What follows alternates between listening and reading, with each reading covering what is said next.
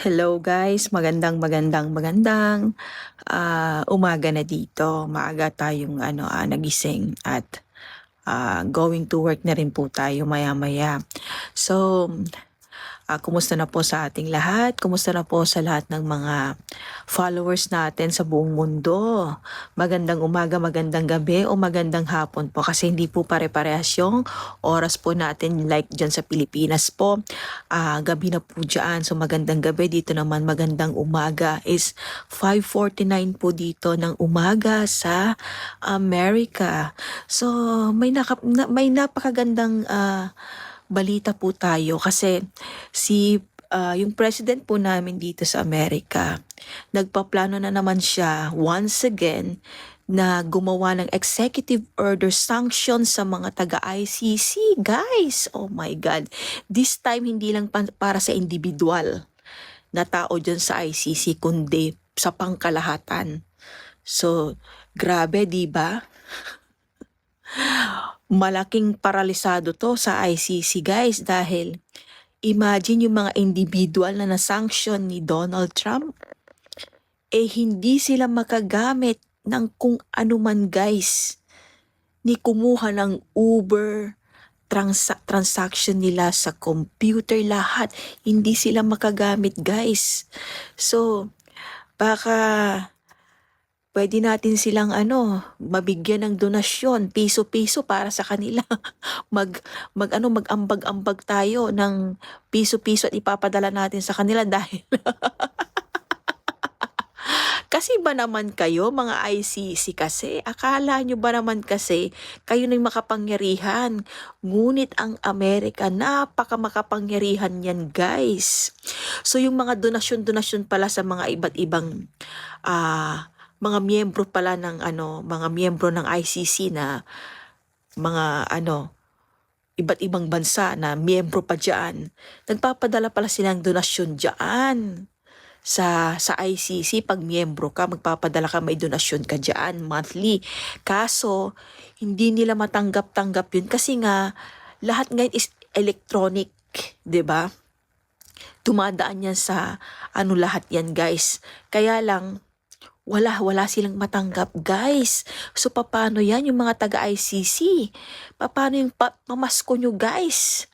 'Di ba? Siguro kayo na ngayon magpapasko ng 500 pesos, no? Nakakatawa talaga kayo mga taga-ICC.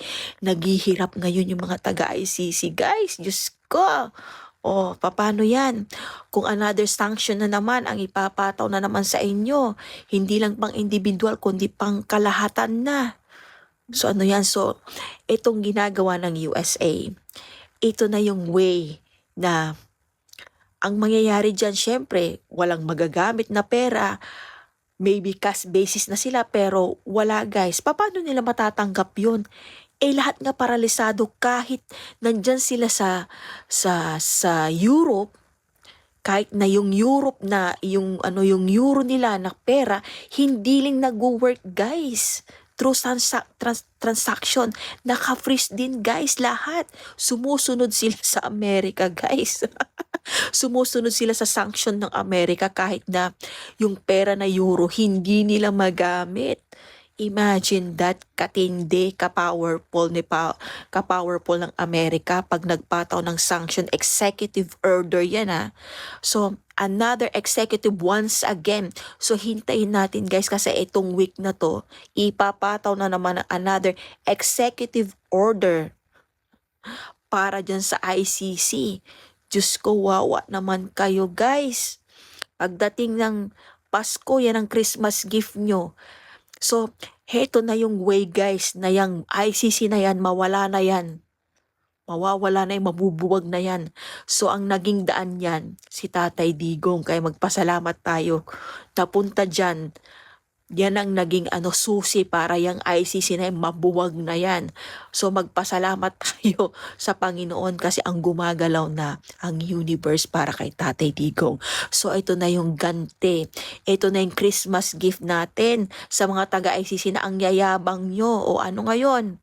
O ngayon, wawa kayo. Pati pamilya nyo. O anong mga Christmas nila ngayon? Wala. Kasi Yan kasi, ang yayabang nyo kasi kaya ganyan. So, yan, pagtawanan natin ngayon ng ano nila, yung ano nila ngayon, kalagayan nila. Kayo ngayon ang tumawa kasi dahil sa ginawa nila kay Tatay Digong o ano ngayon, in return. Oh, kaya yan. Huwag kasi masyadong mayabang ICC ha. Kaya ikaw din bangag-bangag dyan. Alam din nila nagdodonasyon ka raw sa ICC. So, delikado ka rin. Ikaw talaga bangag. Ay nako, ikaw, wala nang jurisdiction ang ICC sa Pilipinas pero anong ginawa nyo? Binigay niyo si Tatay Digong sa ICC para litisin. Isang malaking katangahan yan, bangag. Isang malaking, isang malaking tinatawag na, yan, pagkakamali mo. So darating din ang panahon, sisingilin ka rin ng universe. So maghintay-hintay ka rin ng regalo mo. Baka mamaya, Diyos ko, mapusasan ka rin by 2026, delikado ka. So, yun lamang guys, natanggap na nila yung Christmas gift ng mga taga-ICC. So, thank you Lord at pinaramdam mo sa kanila yung mga ginagawa nila kay Tatay Digong. God bless Philippines, God bless America. Thank you Donald Trump sa ginagawa mo sa kanila. Ganyan lang, 'di ba? Magpakabait kayo ICC ha.